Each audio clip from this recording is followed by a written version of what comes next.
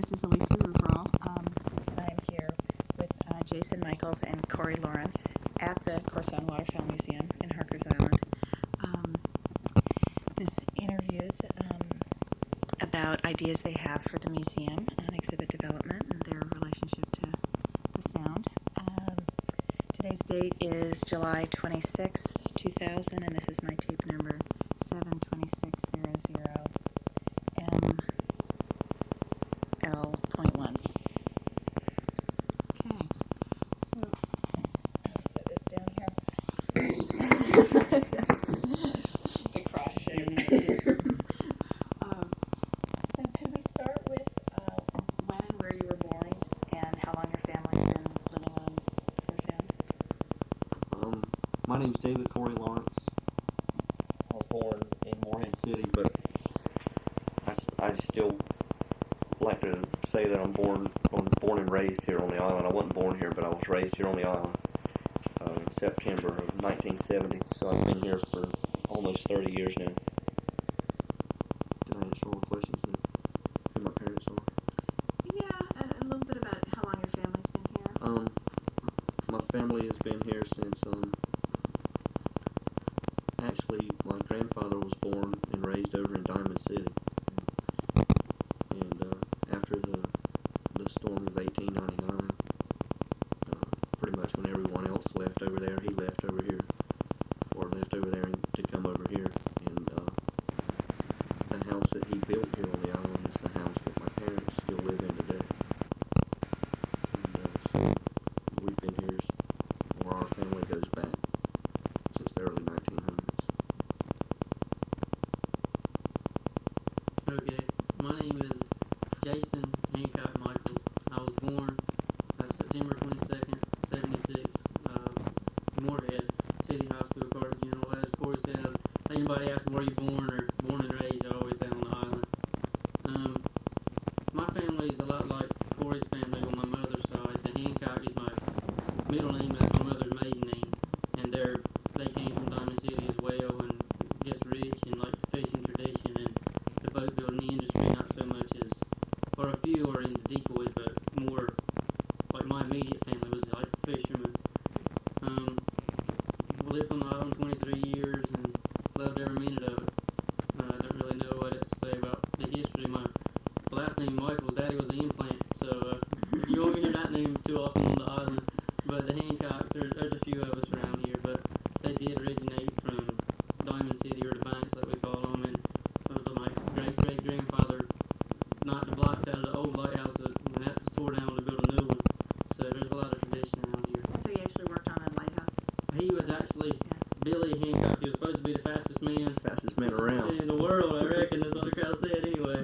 But he was, I forgot the money figure they gave him to actually go under and knock the blocks out from the lighthouse so it actually could fall and to build a new one. But he was the one that did that, but he didn't. He was actually a whaler by trade. Could you both talk a little more about the traditions that your family raised you in? Well, I didn't ever, my grandfather had passed away when my mother was very young, so I never knew my grandfather. But he always worked on the water. That's all he ever did. And in fact, he worked and lived and he died on the water. And he was born over at Diamond City, and then after that storm in the late 1800s, when they moved over here, he met his wife Gertie, and they raised a large family. And my father's people come from our transplants too. They're from Fayetteville area, but even on that side of the family, he worked. Granddaddy David worked on dredges all of his life, so that's what brought him down to the coast. So both families were on the water.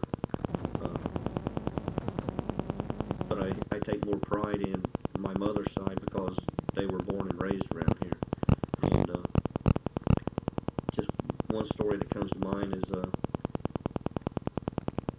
I always remember my uncles telling me stories of when Granddaddy Telford went out fishing, he always, in the winter months, had his guns on the boat with him because there was abundance of fowl back then. So not only was he out fishing to try to make a living and to feed the family, but if he was able to bring some fowl home, that was like a big bonus for him. And something else, he had, at the time when it was built, he had the fastest boat on the island. It was the Francis, named after his oldest daughter. What kind of boat was that? It was pretty much like that rig right there. She was 40 foot long, real narrow boat, round stern, and just real long and narrow. And he used her for long hauling and fishing.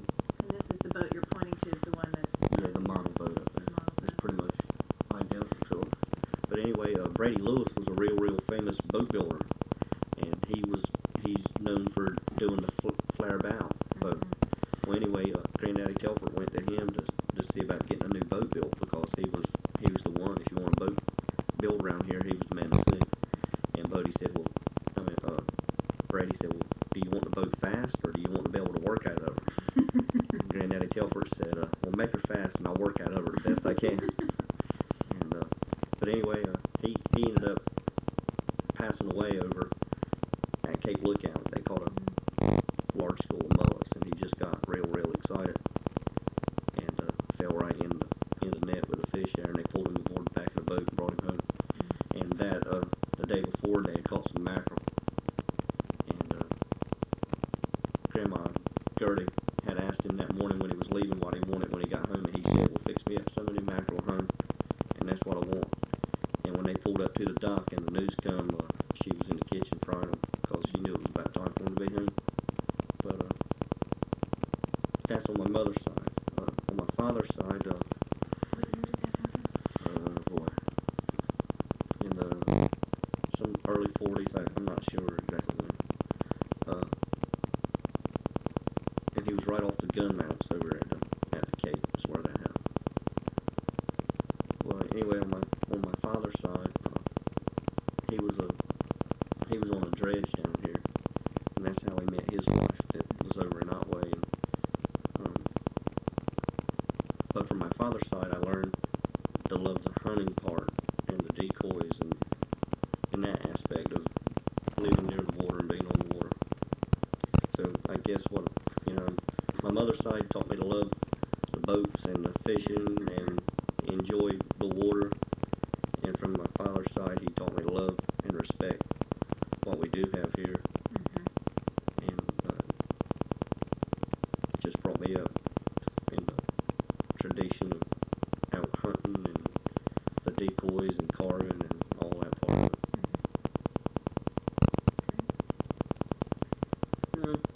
That's pretty good. I don't know, I probably, a few things come to mind. Most of my, I guess what I could credit to you about the history would be, as I said before, about the Hancock side of the family. As Corey said, his family, they came from a large family. Mine did too. My mother, there was 3 sisters and 7 brothers in her family. And most of her brothers, especially when they were younger, and even the daughters, always would go out fishing with their father or granddaddy. That was just like a natural thing when you were old enough. I mean, guess like farming or anything else, that was your little job, or you just helped out any way you could, because that was about the main course, because times were a lot tougher back then. And matter of fact, I don't know how many years, probably been 35 or 40 years since she's ever eaten fish, but she said if she was ever old enough or had enough money where she didn't have to eat it, she never would. So she still to this day will not eat a fish because of that. But How long did she go out on boats for? I'm curious because the woman I interviewed in Southern Oslo, it was unusual for her. She went out on the boat solo and learned from her mom. Wow. And I'm curious, this is the first time in a while that I've heard. she needs to talk to Caroline Corwin. Caroline, what's the name? Corwin. Anyway, talking about, I remember Granddaddy would be the person to tell you old stories. I'm not good with numbers and different figures, and that really makes a story. Yeah. But I just remember when you talk about history and stuff, I think about just the water and I guess the waterman's way of life. And I didn't really get the hunting and carving from anybody in my immediate family. I guess a lot of my friends and different people like Corey, close friends that were on the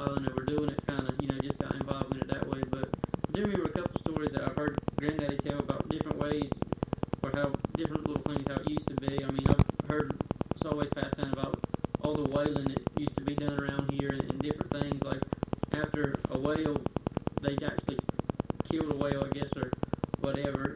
You know, we're out bringing the whale back. I always heard that they always stick the oars up in the boat, and that way the people at the shore would know they've actually had a whale, and they say a sonic cry for the whale or something. And I remember one time, I don't know if you ever heard the story about when the booze yacht on the shore. You ever heard that story? I think I might have. Well, it was a story. David Youmans would be. Yeah. He can Is sing. he on the interview list? David Yeah. Youmans. Well, he'll tell you He can about sing that. the song for I'd you. love to hear your version. Well, like I said, I'm not as good. I wouldn't be as accurate. I just remember, or from the stories I've been told, or anyway, a ship that was hauling at the time of, I guess, Prohibition, right, Corey? Right. Where whiskey and liquor and all that stuff was legal, and somehow I've always heard the mob was involved in it. It's like Granddaddy always tells that somebody up in New York was into anyway. They was hauling a mess of I've heard before, but I can't remember it. The type. Have you heard what type it was? Anyway, I want to say it was type of rum, but Yeah, it some was type some of kind rum of or liquor. and the boat that was hauling it, somehow it was getting real bad that night, and they realized they had to come in. And they saw the lighthouse anchored up inside the hook as a way to get out of the weather. And the weather got so bad that trying to get in or something, the boat actually turned over, right? Or they lost Run the aground. cargo, run aground, She ended up running aground. and they lost most of their prized possessions overboard. And then Granddaddy said when he was young, and I don't know how old he was. He's 91 now. And when he talks like when he was a boy, I guess it must have been when he was real young, probably like 8 or 9, that word come that a booze yacht could run ashore to the Cape. And a bunch of them went over there to see what was up. And he was actually, in his boat, they actually got some of the rum or whatever it was. And he said on the way home that they actually ran. Oh, that don't make sense, because he said he ran out of gas. Unless his mind's wondering. But I guess he did. I don't know what year it was. But he said they actually ran out of gas coming home. And they poured some of that rum in the boat and got her started on that enough to get home. And he said that was the sweetest smelling exhaust he'd ever smelled. Maybe that's just the yarn part of the Maybe that story. was just one of them good old time fishing lies, but it sounded good. But there's a lot of stories and a whole lot of heritage in this area that I'm very proud of and proud to call Parker's Island my home. Yeah. Well, tell me more about the traditions you all have carried forward. What you do now that's really embedded in life here, part of it. Well, more than anything else, I love just being here where I'm at on the water. I've been other places. I've never been that far, but there's nothing like here and home and being able to look out of my window mornings and see the water. And a lot of Harker's Islanders, I know I do every day when I get home. I've got to ride to Shell Point at least one time to the east end of the island and just look out across the sound, check core sound out, look at the lighthouse. It's just, I feel like it's part of the family. I feel a connection with the water and the Cape, and I just feel like I need to stop, pay my respects every day. So I'll at least make one trip down there every day just where I can see what we have here. I mean, it's just special to me. I just love it. I love being on the water. I've got a little boy, 3 years old, and he's kind of hard to keep track of around the house and everything, so it's easier for me to keep him pacified in the boat. So most of my days off, me and him's out in the boat trying to catch a fish and running around and going through marshes when the tide's high, just going places where you don't normally get to go and looking for clams, and I'm showing him how to clam, I'm showing him how to fish, I'm doing everything I can because I want him growing up loving it as much as I do. I don't know what else to say. I just love the water. Today I've been on the water for 12 and a half hours. That's my job. I work on the ferry for the state, and I'm not tired of the water. If I'd have come home this evening and Jason would have been there saying, "Come on, let's run to the Cape, we're catching bluefish," I would have threw my clothes off, grabbed more clothes, and we would have been heading to the Cape right now. I never get tired of being on the water. It doesn't matter if it's pretty like it is this evening, dead slick cam, or if it's rough. I just want to be on the water.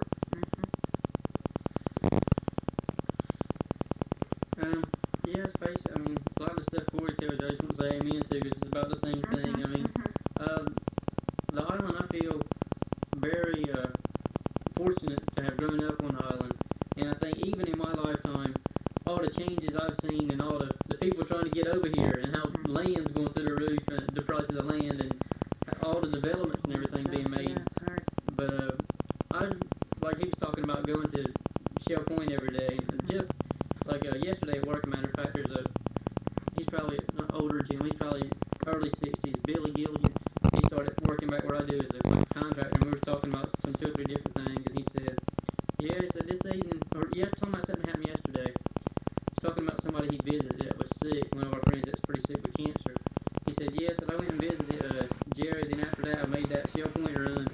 And I mean, I just knew what he was talking about. I was thinking, how many people would have, unless you're from the island, you just, But I feel a peace on the water. I mean, I respect the water, but I just feel, I don't know, just a way to get away from everyday life when you're on the water is just something different. No matter if you're at the Cape or the Wade Shore or over hunting Core Banks and part of the heritage as well. But I feel like decoy carving, I'm fairly good at it. I like doing it. I enjoy doing it, and He's real good at it. I feel like that's something I enjoy doing, and it's just a way to kind of pass on a little bit of heritage. Even though, like my type decoy might not be the same as my great-great-grandfather might have made, but it's just still a way to pass on a little bit, or, preserve the heritage a little bit. And all the people have helped me so much, I guess I feel like I am part of upcoming heritage, or, because in most things you do, especially, I guess, in business, and it is a small business for some people, or it is their job, but they're kind of secretive, or, just how they do it's their way. But I've got to say, everybody I've ever asked a question, and most of them being old-timers on the island, and people I really look up to as being very knowledgeable and very good carvers, they've always been more than gracious to say, come over to the shop if you want to, or anytime you need some help, or I guess they just feel like it's a way to, they're not going to be here forever, and just a way to carry on the tradition. But everybody really, it's not like a big city, I don't think. I guess big cities got good people too, but just, I don't know, down-home friendship, and just, they help you out any way they could. That's what, I know a lot of towns has good places and bad places, and this place does too, but I just think there's a whole lot, I don't know, not better people, but more people that would go out their way to help you here. It just seems like everybody, like if I had to call Corey, one of my other friends, or anybody, and say, "Listen, I'm kind of in a bind here, can you help me out?" I knew they'd drop whatever they were doing and come help me, no matter what. I think that's kind of got something to do with how you're raised around here. Everybody kind of raised, how you're raised, and how everybody kind of tries to work together. I know my mom all the time tells me how proud she is of me, that I love being on the water. There was a time when I was younger, when I was 12 and 13 and 14 and had my boats. That was about the earliest I can remember they would let me go out by myself in a boat. I can always remember how nervous she was. But now I've got older, that even on real rough times, when it's blowing real hard and I'm going duck hunting, I know she still worries, but she's not as worried. And she just always tells me how proud she is that I love the water like I do, and how my knowledge of the surrounding waters, and working on a boat now, how proud that Telford would be, my grandfather would be, of me, and my knowledge and my love of the water, and how, if he was alive, how much fun we could have together, because we love doing the same things. Yeah, someone, Connie actually mentioned earlier today about how going out with her dad on the water was a way for her to be connected to him. They were connected through him fishing and them being on the water together. That's part of that. Can you both talk a little more about the particulars of your decoy carving? And, I understand from Karen that you also do carving and hunting. Could you talk more specifically about the particular type of carving you do, or the decoys you like to build, or the hunting? What's your, your favorite? I can go first again this time, because your carving style is a lot different than mine. I have a guide service, foul play hunting guide service, and I started out small, went big, and now I'm back down to a select few men, because it got to be too much of a job. But I have a lot of, now, what I consider close friends that still come year after year. And in fact, Jason's helped me quite a bit, and some other friends helped me a lot. And I love the water so much. I love showing other people, and letting them come down and see how we go about our hunting and the way we do it here. I love introducing other people to the sport. I love to see how it changes people. You either go and you love it or you hate it. There's no in between. You either fall right in love, which I find most of the time that's what happens. But anyway, I can remember when I was like 8 years old with a BB gun, my daddy would take me duck hunting. So now I've been going for 20 years, or a little over 20 years. And it sounds weird because I guess I'm getting older, and to say I've done something for 20 years, I feel like that doesn't sound right. But it wasn't an everyday thing at 8 years old, but he would take time out on a nicer day when it wasn't quite so cold to take me hunting. And I couldn't walk through the marsh. It was too high for me. He would tote me on the back. I would hold the guns. He would have the decoys. And a lot of times, by the time he got all the decoys out, the sun started coming up. I was so cold, I was ready to go back home. And he would never argue with me. He would just always do that. But he brought me up hunting, and I can't imagine really doing anything else during that time of year. There's nothing I enjoy more than sitting in the duck blind with Jason and my other friends, Richie and Clark. Us four are pretty much inseparable. That time of year, we just always are together, or in touch with each other, and going as often as possible. And what's your favorite fowl to hunt for? well, here I would think everybody's got their favorite ducks, but here we have redheads, blackheads, dippers. Help me, Jason. Fishing ducks. Then we have puddle ducks. We have widgeon and blackheads and some teal. That's primarily about what we have here. And I say the majority of the people, especially the old timers in the island, it's redhead though. As far as eating duck, we don't have redheads. very pretty duck and everything. I say that would probably be about the favorite. Yeah. But anyway, that's where we're at in the wintertime. We're just duck hunting every chance we've got. And even like on Sundays when you can't hunt, we're still over there just looking. I'm not saying this for the tape's benefit, but we always do things by the book and legal. At the end of the year, when the season's over, we'll go over and start baiting up some places and go sit in the duck blind. Now, it's very tempting to want to shoot them because it's just like an instinct in you. But after you sit there one evening watching them, I feel like I get more enjoyment after going over there and watching them than I would have shooting them. And I think that's a sign that I'm starting to get soft as far as the hunting goes. I still feel like carrying on that tradition of going through the rituals of getting the decoys ready, getting the blinds ready, going bushing them up and painting them and hunting and all, but now I enjoy just being out there with the friends in the environment and seeing everything as much as I do the killing. It's not a killing thing, and it's never really been a killing thing. Some people, when they go, that's all they want to do is kill, kill, kill. Let's see how many numbers. To me, it's just being there and being with your friends and just having a good time and enjoying what we've got here, what we're blessed with. Sounds like the rituals are changing in a way for you. Yeah. I mean, it might sound stupid, but I'm speaking for myself, but I want to have just as good a time if we shoot one duck. Between us. Or between all four of us, or if every one of us kills a limb. It's just kind of a... It's just being there. Yeah. What do y'all talk about when you're out there? Boy talk. We talk about how pretty it is. Girls have girl talk, so I guess that's a man talk or something. Yeah, we have manly conversations. Yeah. Is it about hunting? All the world news, I mean, stock market, all kind of stuff. We give each other counsel and guidance out there a lot. We really do. Sounds like a lot of camaraderie. With not that anything's ever wrong, but with relationships, we talk about. We don't ever discuss anything intimate, but we will give each other suggestions on. We'll critique ourselves out there. I might tell Jason, well, I don't think you should be doing this. You're the only married man in the group. I'm the only married one, so guidance yeah. so far. I'll say, like, you shouldn't worry about going to Chapel Hill this weekend. Stay here and let's hunt. Yeah. Stuff like that, you know. Keeping his priorities right. Yeah.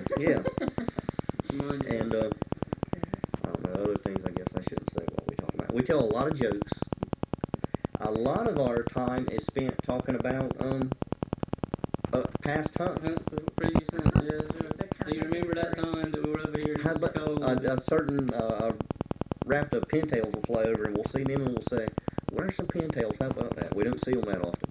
And then we'll say, "Well, how about when last year we were bushing up the blind, Yeah. and we saw 7 pintails fly over?" I mean, you remember certain days and what you were doing, and so we'll talk about other hunts, and we'll talk about when we were younger and wilder, and we'll talk about how we're starting to settle down and things are changing, and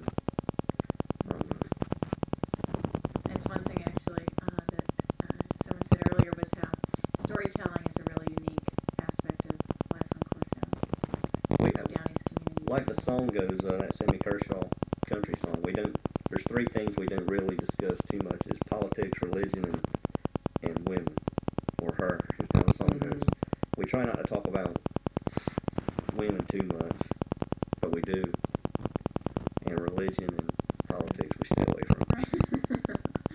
Some things are the same the world over. Great. Jason, what about your carving? The carving, it kind of sounds Jason, let me interrupt you. okay. I never did talk about my decoys. Okay, yeah, Come on, but yeah.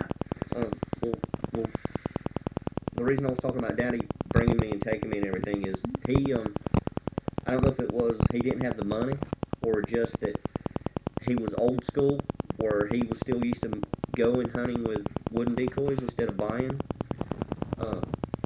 We came along where me and Jason's always bought decoys. When it was time to go hunting, we'll go to Overton's or New Sports Shop or order out of Cabela's and get lifelike decoys, just the way we want. You send them your credit card number and $49.95, and they send you a dozen of whatever you want. It wasn't that easy for Daddy and them back. And those are the plastic ones. Yeah, that's just plastic. It wasn't that easy for Daddy and them. If they wanted decoys, they couldn't afford them, and you couldn't call Cabela's and give them a credit card number. You made what you hunted with. So I was brought up hunting over wooden decoys, which nobody is now. Nobody does that anymore, except for us. So you still do some hunting? Yeah, we over, still- I was gonna say. We still hunt over some. Most of the time, bufflehead decoys. We have a rig of them, which consists of anywhere from. I think right now I have about 8 of them. And that one we of those always over keep. the others. That's a duck that's around here a lot. you can't really buy that type of decoy. And they're not that popular of a decoy, and the ones in the magazines don't look anything like what they should look like. So these still have a practical use then? Oh, 'Cause yeah. there isn't something that's filled with. And they definitely work, Interesting. and it's amazing. But so anyway, my style of decoys was growing up watching the traditional wooden ones, and I admire more than anything else the time and effort that goes into the what would you call like Tim Bernays type? What are they? Call realistic. Realistic. I mean, I admire those more than anything else.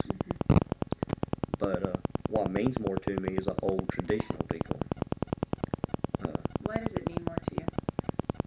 Because it's actually been out there with the shotguns going over, shooting across it, and it's seen ice and salt water, and it's seen ducks.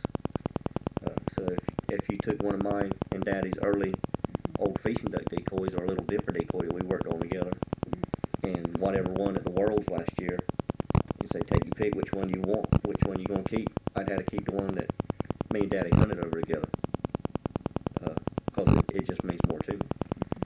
So I've tried doing the nicer, more realistic ones like Jason can do, float tank competition, but I never excelled in it. So my line of decoys has stayed more traditional, not as fancy. It's harder. I can kind of turn one out every once in a while that looks decent, but I'm too impatient. Jason's got a lot more patience than me. He can put more time in it. So my line of decoys is more traditional, hunting style, like I grew up hunting over. And now, Jason, I didn't mean to interrupt, but you can go ahead. And tell about winning at the Worlds, and tell about that kind of stuff. Anyway, I think when I walked through like the backwoods or a little path it used to be to my grandparents' house, like right on the shore, and there was a older second or third cousin, Norman Hancock. He's probably in his 80s. When you say 70s, is it that old? Let's be general and call him 70 something. Oh, it's 70 something. But he's always, since I can remember, since you can remember, has done decoys, hasn't he? Always. Always. He was one of the first places on the island to have a small shop where you could get hunting supplies to go duck hunting. Right. But it was the kind of thing where I'd always, on the way back and forth, it seemed like I'd stop in there, and he'd be doing something to decoys.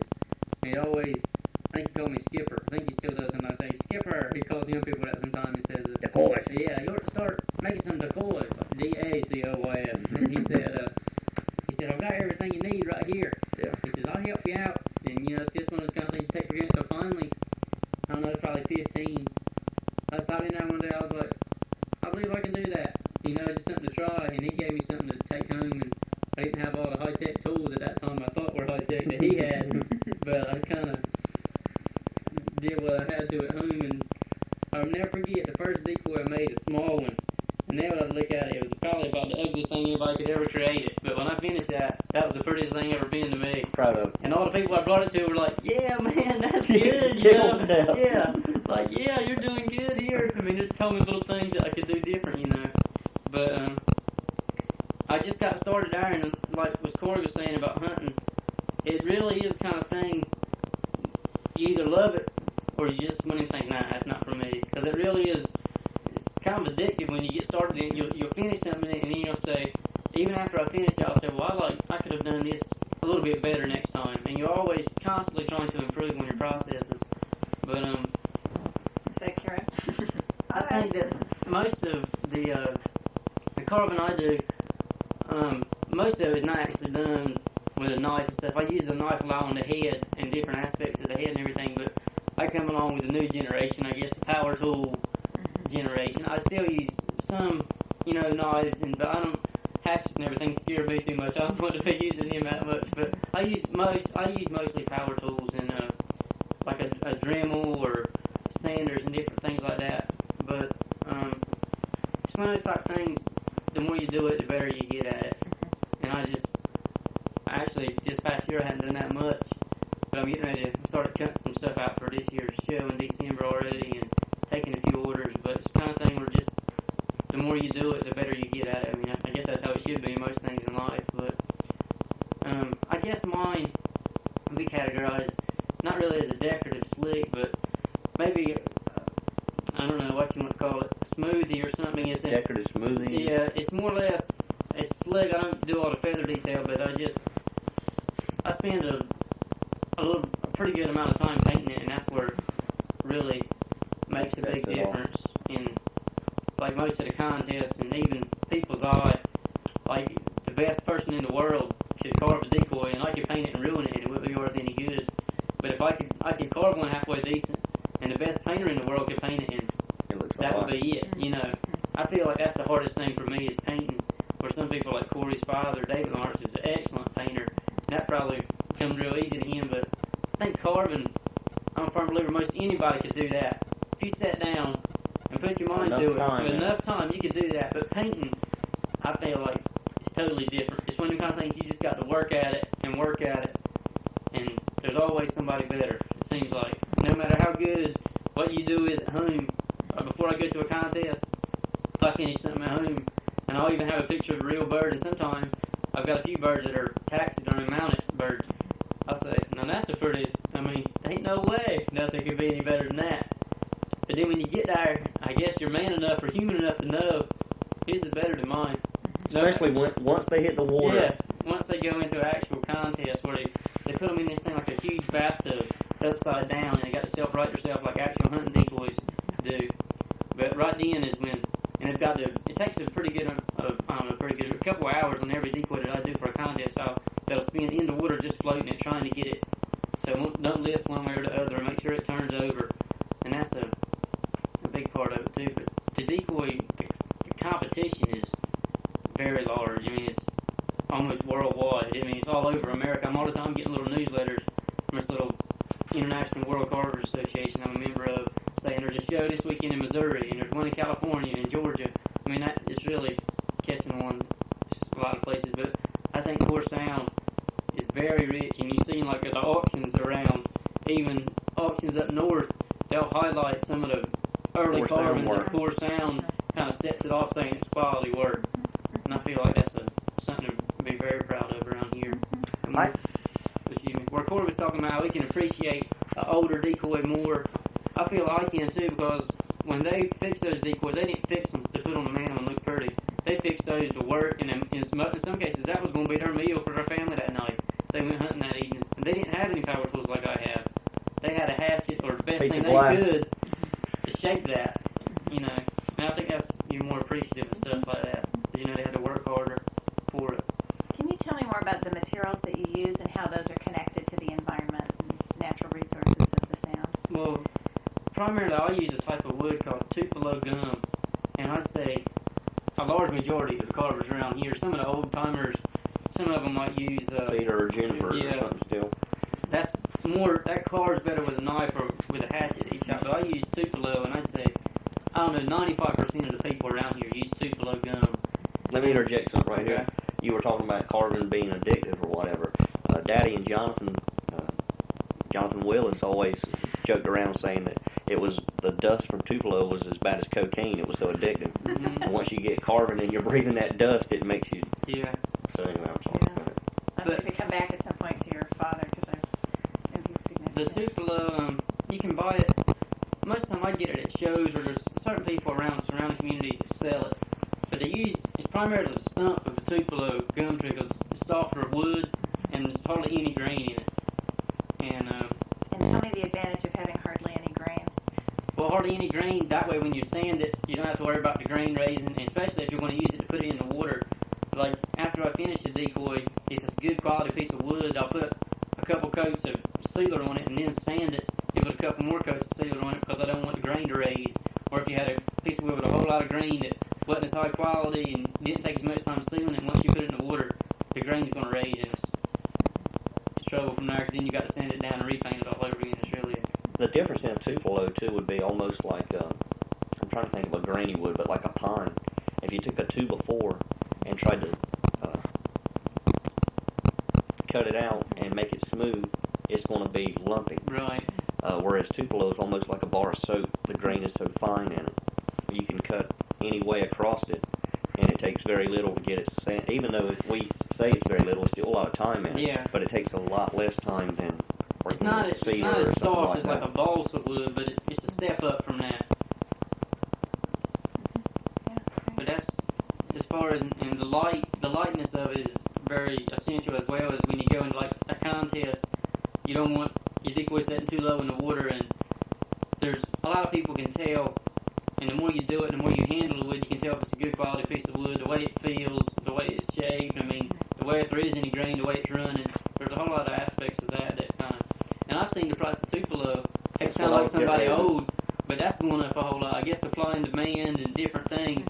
But I mean, I remember when I've probably been carving 7 or 8 years, and when I first started, you could get a block of wood for a full-size decoy for $4, $5 max. Now that same block today is costing 14 or 15. 20, depending on what show you're at. According to who you're. What I was going to say is I remember when Daddy and Wayne would go up to Chincoteague, they started learning a lot of the tricks, and that's where the idea for a show came, and then the idea of maybe we should do a museum. Yeah.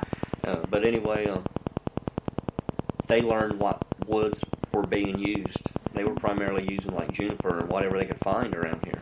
But they found out about the cottonwood, and then basswood, and then Tupelo, and then found out you could get it right up in Little Washington there, not far from here.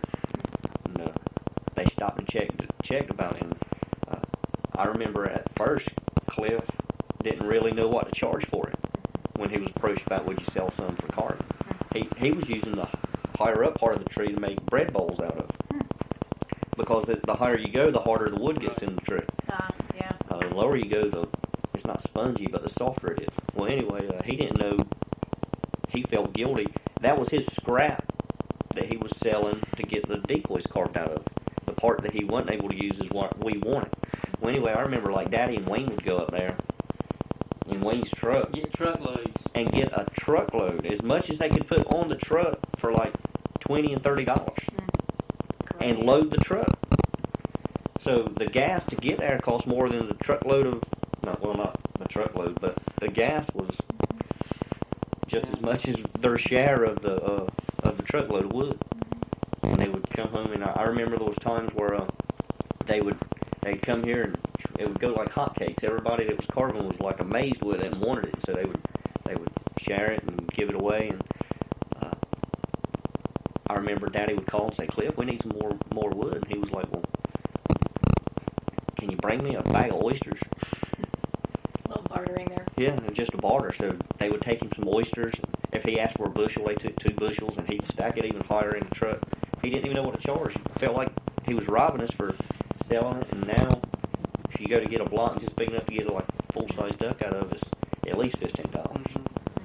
Whereas $15 in the mid to late '80s would have bought Yeah. a truckload. Wow, yeah.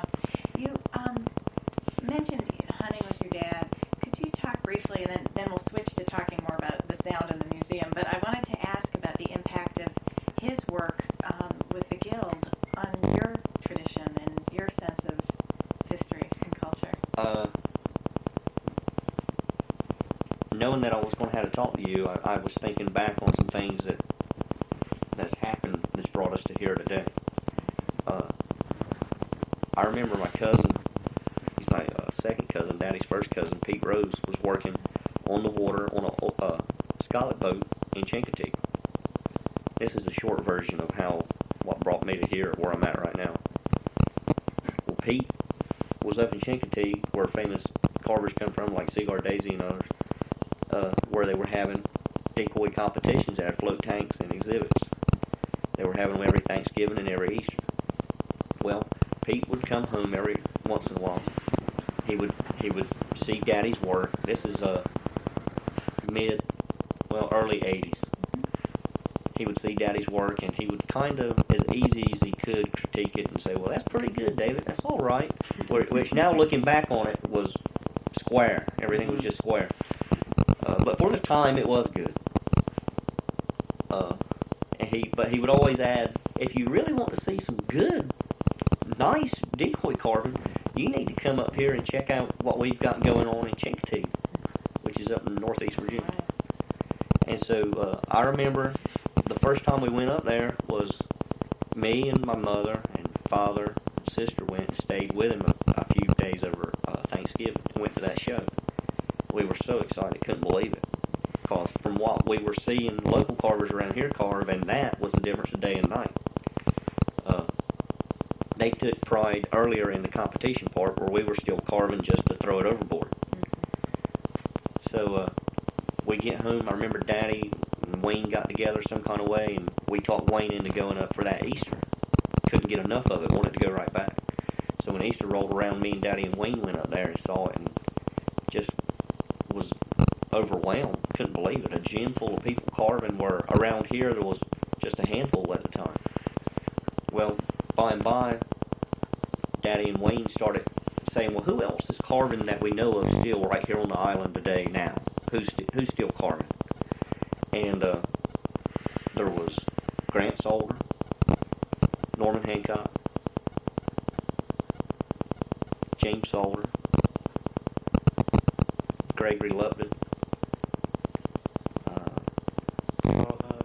Carl Huff, which is a transplant, but he was still carving in here, and and Daddy and Wayne. So that was the original 7. And I remember they all stopped by Daddy's one day, like maybe 1 or 2 of them was in the yard talking.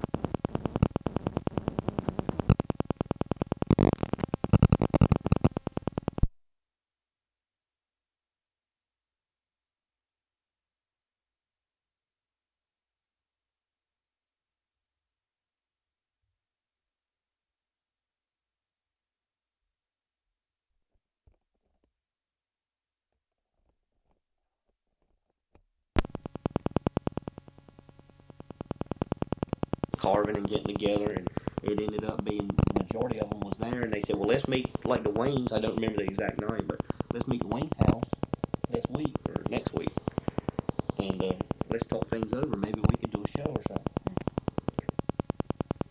You were tickled to death. Yeah. So I'm saying it bragging, to be honest with you. I hate to brag, but I'm saying it because I'm glad and I'm proud. Nobody ever mentions the part that a little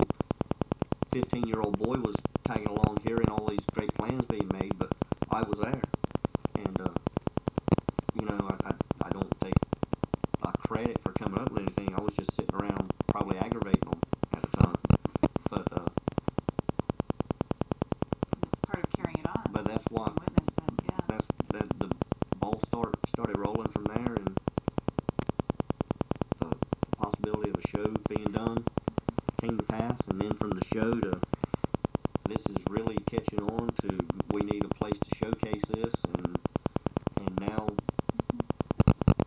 we're going to have a museum with a lot of nice collections and things that's going to represent not only Core Sound and its waterfowl, but Core Sound and hopefully all of Down East. I want it to have a flavor of everything, from maybe net bunks hanging to troll doors to clam rakes. I don't want that to be the majority of what you see. I want it primarily to be waterfowl related. But I'm just glad that there's a place being built that my son, when he gets old enough, can go down there and say, well, look, that was one of my granddaddy's decoys right there.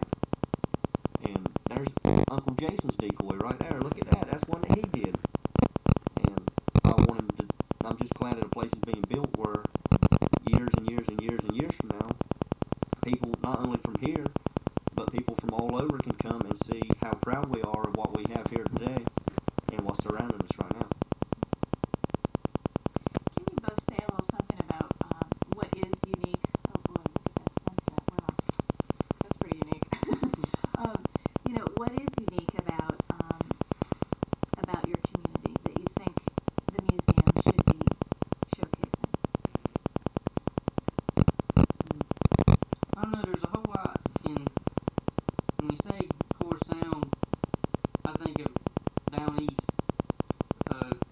First thing that comes to mind when I hear Core Sound is the body of water Core Sound and all the good times I've had hunting and different experiences I've had with friends. But after that, I think of the people and actually how everything comes together to make up what I think it's going to be portrayed as Core Sound through the museum.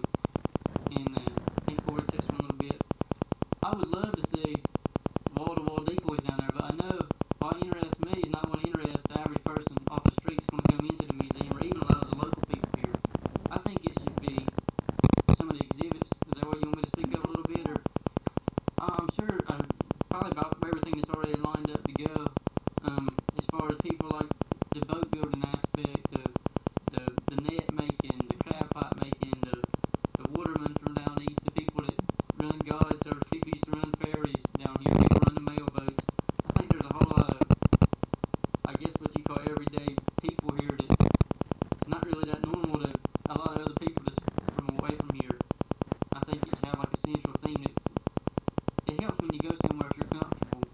Like in a museum, an exhibit, like a carving exhibit, if I was lucky enough to go down there and actually get to carve for some people or talk to them about it. I don't know, some kind of setting that would make you feel at home, wouldn't feel like, well, I'm here talking to a bunch of people I don't know and I hope I don't mess up. And I think it's important that they feel like they're welcome there too. Right. Where when they come in, they feel like they can ask questions and they feel like, just part of the community What kinds of things would make you feel comfortable, do you think, in a museum? Like, how could it be set up? getting ideas. I'm sure how it's going to be set up.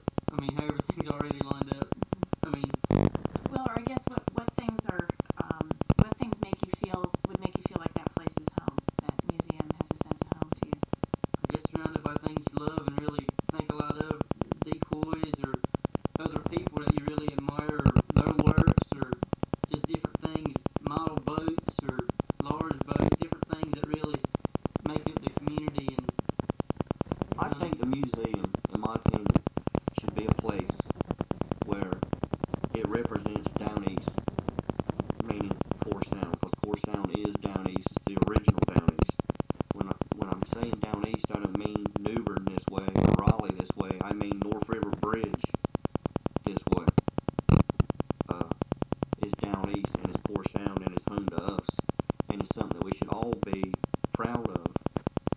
And I think if you was not from this area and you wanted to see Down East, all you would have to do is walk in those front doors down there and tour through that place.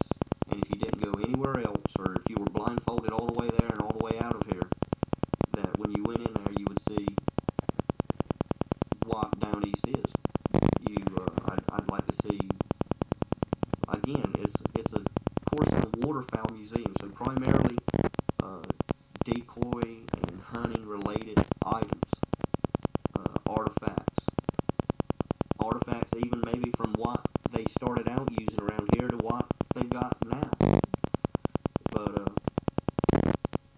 I'd love to see in there a sail skiff, full size, even if it was suspended from the ceiling where, you know, it wouldn't take up as much floor space. But I'd love to see it on the floor where you could actually see it. I'd love to see an old Corsound skiff rigged out from a far light box on the nose over to the bag of corn in the back of her, you know, standard decoys. I just want the museum to have everything that Corsound is embodied. You can't put a troller in there naturally, but you can have a scaled down size of a troller. I don't know what else to say. I can see it in my mind. Give me a sense of what you're seeing. I want to see a line of corks, old half-rotted corks hanging off of a rusty nail somewhere. Right, that's great. Well, I mean, Yeah. that's pretty to me. If there was some kind of way to have I don't know how they would do it, but I'm sure there's experts that can come in here and make a sand dune with the sea oats coming out of it and a bottle laying there. I know a bottle shouldn't be there because that's littering, but there's bottles on the banks, whether you believe it or not. So something that Maybe really shows the landscape. I want to be able to go in there, and if it's too cold to go to the Cape, I want to be able to go stand somewhere just like I'm standing beside a sand dune and say, boys, I can't wait till this summer. This is where I'd be. I hope that through the Ducks Unlimited project, they can get that pond where waterfowl start using it. It would be very nice to be able to go sit down there and relax and just look out off of them docks. And of course I've done it. I've gone in there and seen redheads in there eating. But I'd like to be able to go sit down there and watch ducks. I love old fish boxes. The old crab pot. Just I want just a touch of down east here and there. The same things you're going to find in crab's yard as fishermen, all they've ever done all their life is fish, has got old fish boxes and crab pots piled up in their yard, but that's part of down east, that's what we are. I think about old net houses they used to have along the shore where that's all they had in them was stuff for the water, just old nets that, Junk. yeah. What we say is junk, but it's really our treasure. Old We call it cork. junk, but that's what we love, that's why we keep it on the shelf and don't throw it away. Like you said, old fish boxes, old corks and buoys that were either going to get ready to use this fall or some that were old, but they didn't throw them away. They just kind of stored them in there to get them. We're going to use them direct. Yeah, that type of thing. Maybe somewhere out of a corner there could be a mock net house built, but not new looking, built to look like it's 100 years old with moss growing on the northeast corner of it. And you can go stand to a little line that won't let you walk in there, but you can walk up real close and look in there and see a net bunk in there and an old stove and maybe some decoy shavings in the floor where somebody's getting their decoys together, getting them ready. Maybe old canvas goose laying there. There's all kinds of stuff I want to see in there. I'd like to see a video prompt. Are they called video prompters or whatever? Here and there where you can go to one and push on the screen and it'll show you just beautiful seascapes where it's showing the dead slick cam and a beautiful sunset like we just saw, or a sunrise, or photos of the Cape. Just see the surrounding waters. I want to be able to go to one and push a button and see old timers just talking about duck hunting. I love hearing old crowd talk. I think it's real important that when you go down there to be able to hear what the old timers have to say. Because their stories will bring them decoys to life when you go down there. If they're sitting there talking about hunting over whatever, you could go down there and hear those old men telling stories about the numbers of ducks that we can't comprehend. I remember Daddy talking about at night sometimes it was hard to sleep because the geese were out there making such a racket. I'll never know what that was like. nobody around here will ever know what that's like. Now, would you want that to be audio, video, in person? I'd like to see it on video. You can't have it in person because I'd like someone to always be down there to tell yarn, but you can't expect that. But I'd like to be able to go down there and have a stream that plays over and over and over, maybe, of old timers telling stories. It could even have Jason on there. There's no reason why we can't be telling our version of how hunting is today. There could be one of old and one of new. Nice.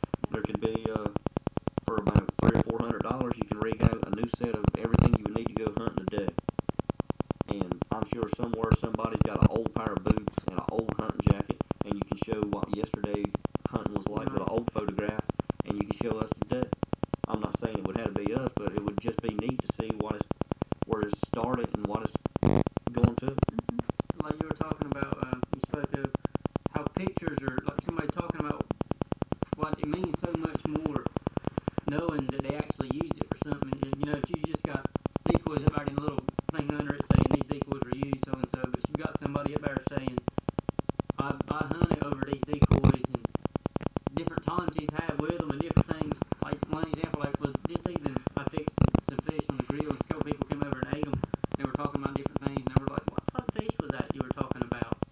And it happened to be some dolphin or mahi-mahi that like you catch offshore. And I had a picture of me with actually the fish I caught and they were eating them right then. And they were like, okay, I understand what you're talking about now. I guess it meant a whole lot more to them. They could relate to it. And, you know. For some reason, old Homer Smith has just come to mind. I mean, Homer Fulcher. Homer Fulcher. He's fairly well known. He's passed away now. But it would mean so much. I don't know I've got several of his shorebirds and a dolphin and a carp, which is, I mean, I'm tickled to death, and I'd hate to part with them. But it would mean so much to be able to go down there, and I know it would be a lot to do it for every person. But it's a shame there isn't some kind of way to put a face. I guess you can put a face in the picture. But it's a shame that you can't hear some of the tales that Homer's told about hunting ducks. Right. Some of the sights he's seen and what time you're looking at half a dozen of his decoys. Yeah. Great. He always wanted me to bring him blackheads. He said that was the best duck, especially if they were on corn. And so whenever I shot blackheads, if I thought about him and knew I could get to him, I would take him some blackheads. And he always act tickled to death. I mean, that's what always comes to mind when I think of hunting. Great. All really good suggestions.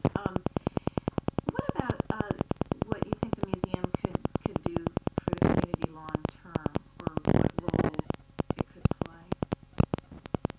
The main thing is preserving our heritage. The more generations come along, the further we get from duck hunting and fishing on the water. Like I was saying earlier, there's a good chance by the time my son gets old enough, I hope it's not the case, but there's a good chance that by the time he comes along, the rules and regulations will make it where hunting is almost illegal. Or it's not worth going. So he might not ever get a chance to experience the hunting part, but there's going to be a place other than me telling him stories where he can go and see what it was like. And a fish house along the shore or a net house along the shore, he ain't going to find on here. Because there's going to be a 3-story house with a dock out there and brand new boats hanging off of it. $50,000 boats hanging on either dock. He ain't going to go to the landing and spend all day down there pulling little skiffs along the shore and rowing his little boat and running around. Skipping shells. Because there's going to be jet skis zipping back and forth, and I ain't going to let him down there. And so that's going to be a place for him to go where he can see what it was like. And I just hope and pray that he's going to appreciate his surroundings and being brought up here like I have been. Jason? Yeah, I mean, a lot of that stuff's real. I think a lot of the people around here really make up the museum. Everybody comes together, and that's really a large part of it. Especially like all the stuff that Karen has done. I mean, that's like the museum. When I think of the museum, I think of Karen.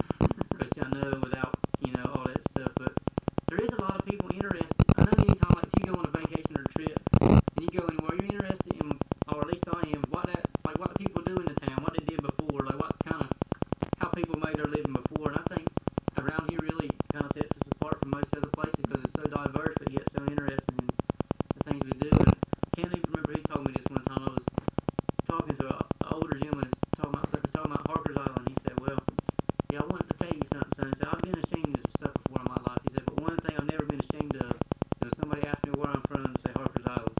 He said, "No matter if I'm here or the Raleigh or anywhere else, if anybody says, 'Where are you from?'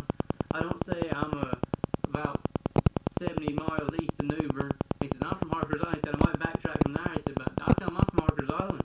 Then if they want to I might say, "Well, it's 20 miles east of Beaufort." I just don't say, "Well, I live about 25, 30 miles east of Morehead City." Mm-hmm. He said, "You got something to be proud of where you're from." I think a lot of people feel that way that live here. Yeah. I know. I can remember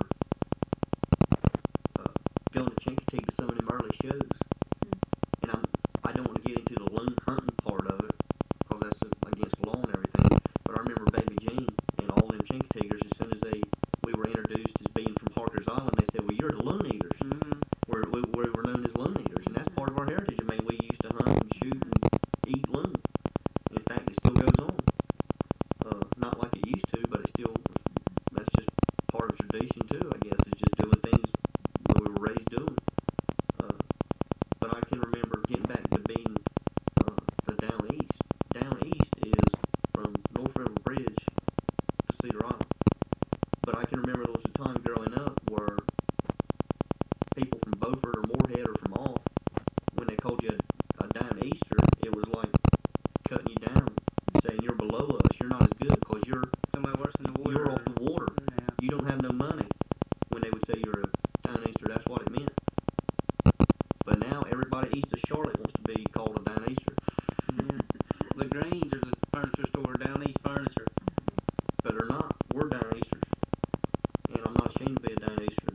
I'd much rather be from down east than anywhere in the world. I don't want to be nowhere else. A lot of people around here feel that same way too, because I know especially, I think like what you're talking about, how you were raised and different things in the community. Like my mother, I just soon talk about God as I talk about Harker's Island. And I think a lot of people on the island feel that same way. I mean, they'll fight you if you talk about the island. I remember one instance, we were out to eat somewhere, and a friend of ours from Florida came in.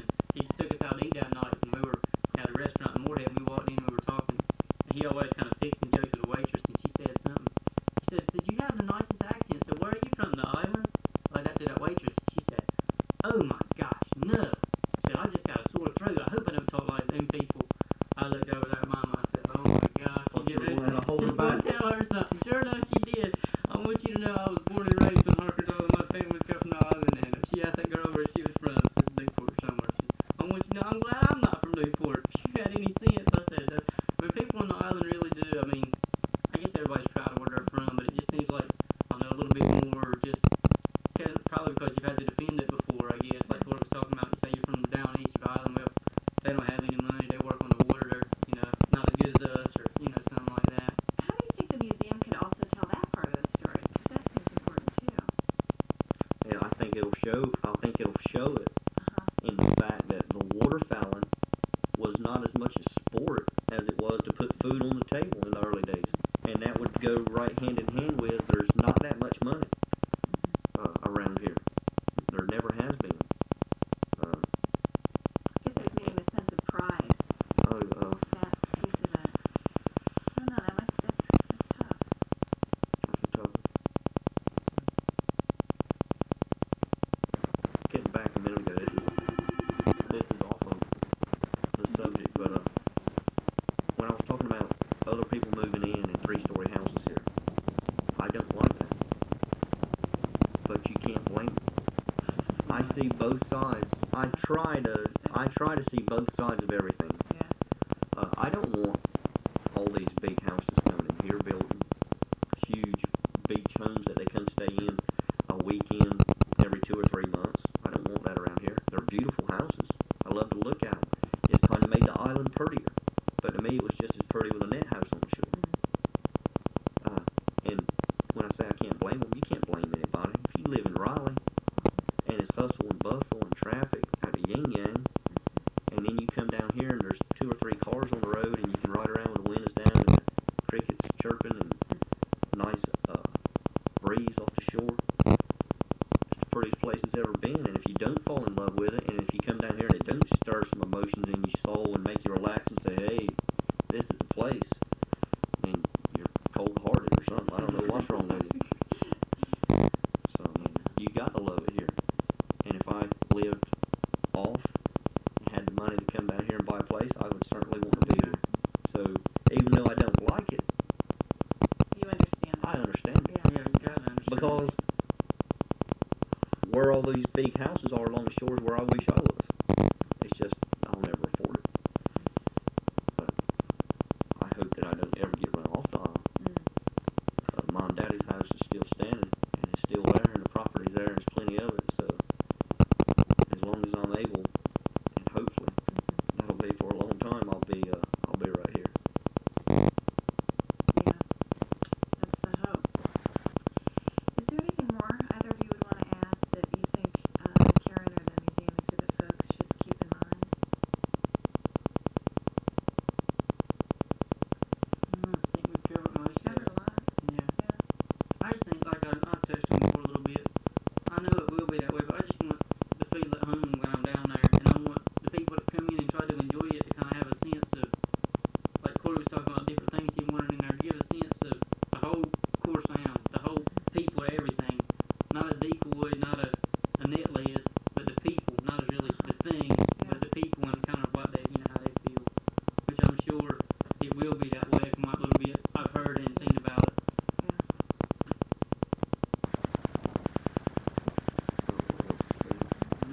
That's what's right. Great. Well, I think this was really great. Appreciate you making the time. If the recorder wasn't here and we were just sitting on the porch chit-chatting and talking, it would have probably been easier. Not that this has been hard, Right. Yeah. because, this is not bad at all, but it would have been better for you to have that sitting somewhere where me and Jason didn't know it was around, and let me and him talk about what I mean, we... to hide it. Yeah, and let me and him just start rambling about what Yeah. we think the museum should be. Yeah. And that's something we've talked about in the Duck Line before. We've talked Yeah. about what we talk about in the Blind. We bring up the museum and the guild and where it's headed and where it's going and what we want to happen and where we see it and what part we have in it and where we want to be 5 years from now and 10 years from now. And me and Jason's part of this. Yeah. And if you want to talk about carrying on tradition, there's always going to be a brain behind it. It's not going to be me. I got the looks. But, and that's a joke. But there's always going to be Karen or somebody to help shove it and to be the brains behind everything. But But she's it's- also relying on the community and wants the community to be involved. but what I was getting ready to say is, but what I want to be, what I want people around here to do is take